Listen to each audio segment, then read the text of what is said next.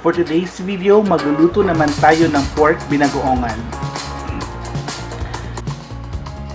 Kapag niluluto ko yung recipe na ito, ginagamit ko lagi liempo kasi merong laman, may taba, so mas masarap siya, especially with kanin, of course. Now, here, in-slice ko lang yung liempo ng 1.5 to 2 inches length. Yung thick nito, I think nasa half inch.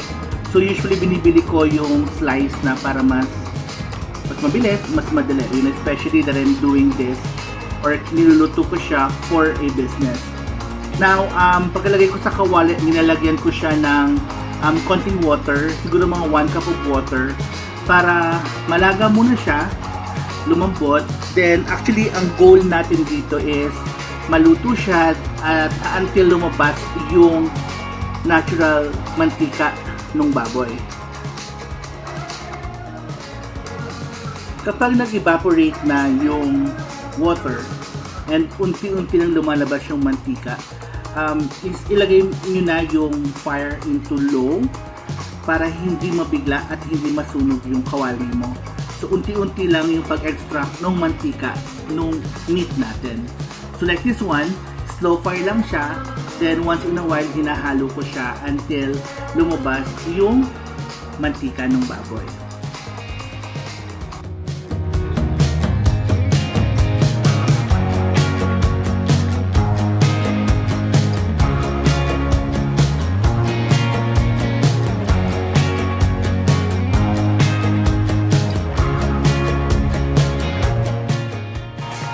So dito, lumabas na yung mantika ng baboy natin. Although hindi pa ganun karami, but like I said, iset lang yung fire sa low heat para hindi agad masunog yung ating meat. Now, alagaan lang siya ng halo once in a while.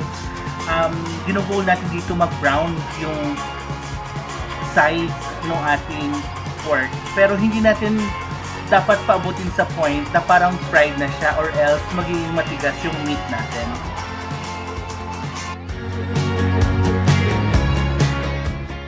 Kapag ganito na yung itsura ng meat mo, then it's okay na.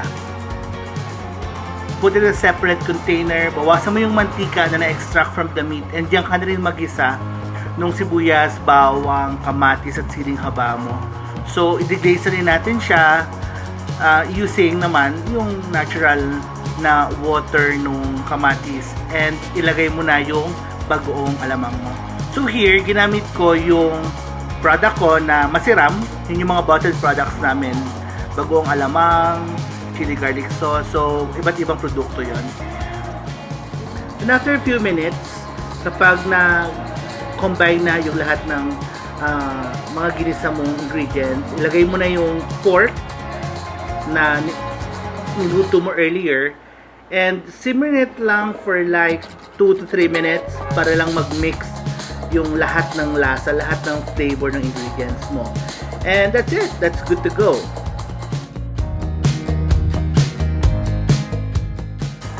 Pero syempre, hindi kompleto ang binagoong ang baboy mo kung wala kang fried eggplant on the side. So here, I think I used here 8 pieces ng eggplant and cut in half, then fried lang siya. It's gonna be our garnish also after cooking ng putahe na to kapag pinak natin siya.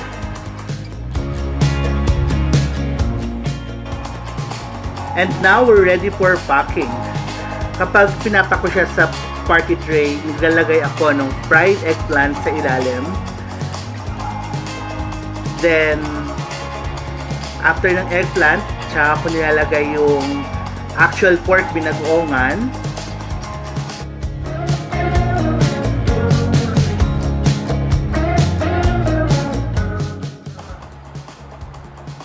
So, sa isang tray na to, gumamit ako ng 2 kilong liempo and 8 pieces of eggplant.